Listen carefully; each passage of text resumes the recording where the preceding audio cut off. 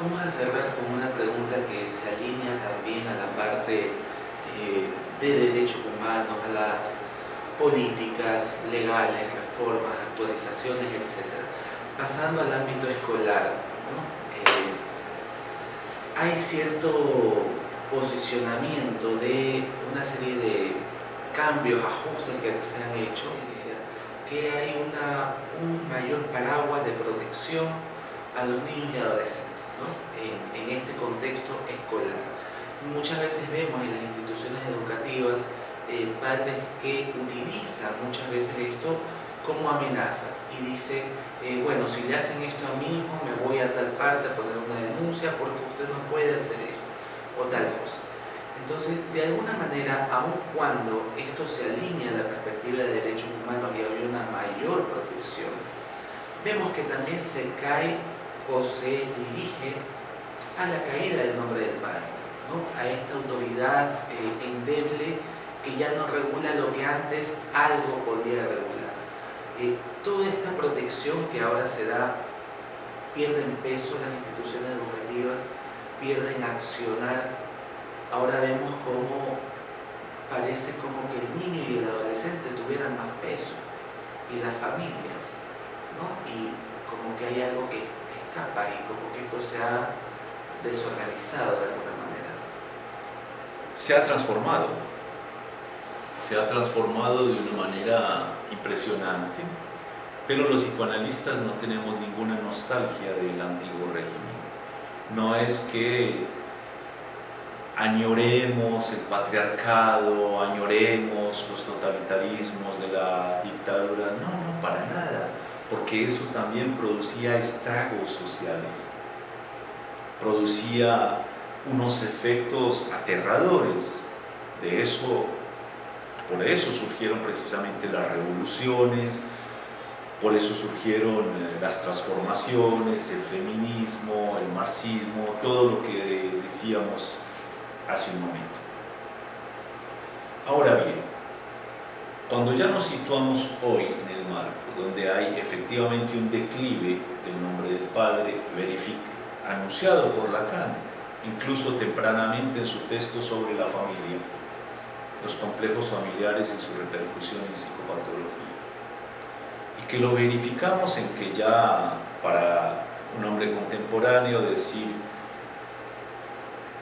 un político que antes era respetado ahora es igual a un corrupto, un cura que antes era respetado ahora es igual a un perverso paidófilo.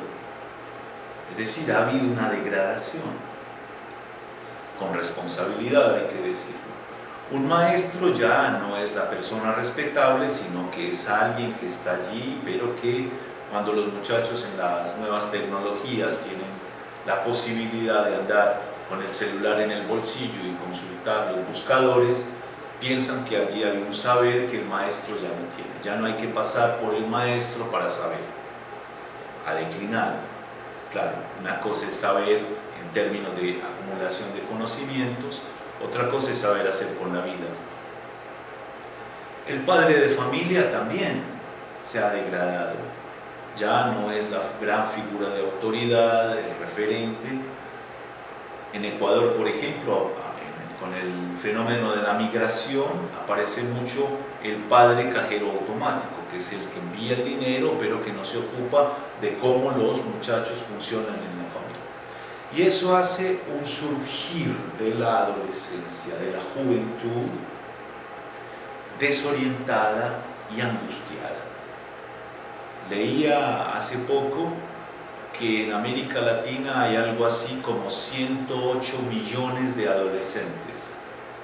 Eso es una multitud enorme, donde no creen en las instituciones tradicionales, ni en el ejército, ni en la escuela, ni en la familia, ni en la religión, pero ellos crean otros marcos.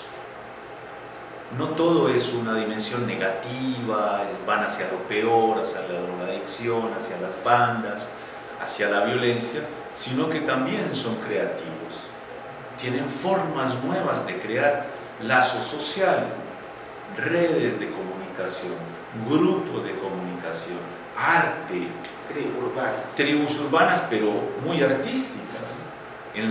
claro, son efímeras, que los emos, que los punk, etc. Porque Pero hay una estética allí, crean arte, crean danza urbana, crean música, digamos que es la nueva expresión contemporánea de lo que antes fueron el rock, el hip hop, no, el hip hop es de ahora, el rock, pero también el punk, el metal, es decir, todas tendencias, incluso el hippismo, son formas nuevas de socialización. Lo que pasa es que seguimos en la misma oposición generacional de que el adulto siempre dice que está descarriado el joven, de que ya esta juventud no era como antes, pero eso hasta en la Grecia antigua, siglo V a.C., aparecía, por ejemplo, en Las nubes, que es una comedia de Aristófanes, es la oposición entre la educación moderna y la educación antigua. La antigua era la de los dioses, la moderna era la filosofía, y hoy, de nuevo, oposición generacional. Pero si uno interroga un poco a los padres, dirán que los abuelos decían de ellos lo mismo, y así por generaciones. Entonces eso debe hacernos pensar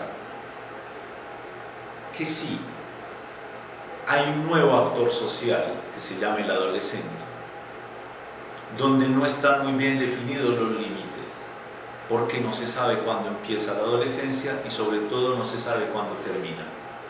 Hay una gran mayoría de población joven, pero desocupada. No son trabajadores, no están insertos en la economía, pero tampoco insertos en la educación. Sigue creciendo, son la generación de los ni trabajan ni estudian, pero no son vagos ni desocupados, sino que hay circunstancias sociales que hacen que ya las instituciones vayan desfalleciendo, y ellos mismos nos orientan por dónde hay que hacer. Hay que crear cosas nuevas, instituciones nuevas, con ellos participando, porque si insistimos en lo viejo, eso ya fracasó, se está desdibujando. Allá hay una dimensión nueva, perfilo yo, de una revolución de jóvenes.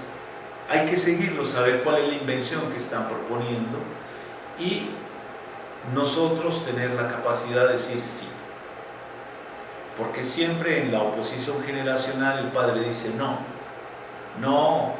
te ocupes de la astronomía, eso puede ser un buen hobby, tú vas a ser médico, tú vas a ser ingeniero, tú vas a ser aquello que yo no pude ser. Y endeudamos a los jóvenes. Y por ahí resulta que en la astronomía o en la música o en lo que él estaba tratando de inventar, estaba su salida singular.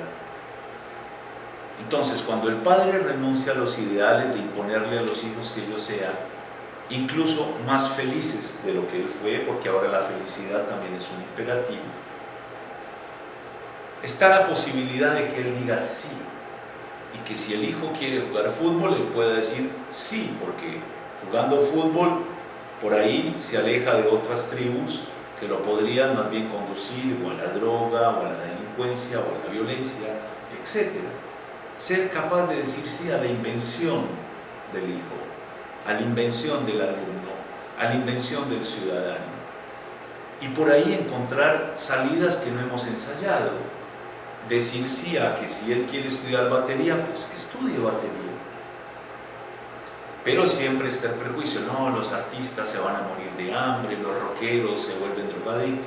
No siempre, no es así. Apoyar las salidas singulares del sujeto, que muchas veces precisamente lo alejan de lo peor para dirigirse a su propia manera de hacer con lo peor. Creo que nos has traído una gran reflexión importante sobre lo que es la violencia y de manera reiterativa el asunto de lo singular. El psicoanálisis se propone eso, se encarga de eso, de dar lugar a esa singularidad que no es de la masa, que no es para todos, que es de cada caso, ¿no? Y espacio de atención se dirige precisamente a eso, a aquello que funciona con este sujeto, que es su salida para arreglarse en la vida, que tal vez no es la misma que el otro, pero es la forma como ese sujeto se conduce. ¿Qué nos traes en tu último trabajo, Despertar de la Adolescencia? Bueno, este libro es el producto de mi tesis doctoral.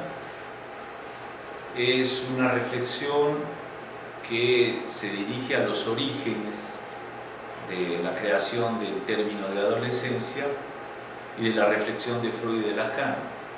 Resulta que antes de que Freud escribiera la interpretación de los sueños en 1900, 10 años antes, un autor de teatro llamado Frank Wedekind, alemán, escribió un texto llamado Despertar de la Primavera, una pieza teatral donde por primera vez en 1880 entonces puso en evidencia este nuevo actor social que se llama el adolescente al llevarlo a las tablas. Y cuando en algún momento me vi abocado a hacer una tesis doctoral, me había leído ya la pieza y me encontré con sorpresa de que Freud había reflexionado sobre ella en una de las reuniones de los miércoles de la Sociedad Psicoanalítica de Viena, y Lacan había escrito un prefacio a la edición francesa de esa pieza literaria. Junté las referencias y encontré que ahí había una nueva teoría psicoanalítica de la adolescencia que no estaba explícita. Y a eso me dediqué, a trenzar las fuentes y a mostrar que hay una concepción freudiana y lacaniana de la adolescencia nueva, inédita, porque estaba encriptada en esas reflexiones que son muy cortas, pero que en un análisis de muchos años pude llegar a descifrar y a presentar ahora al público en este texto. Bueno, María Betty, nuevamente te agradezco por tu apertura en esta colaboración. Ha sido un placer. Bueno, muchas gracias.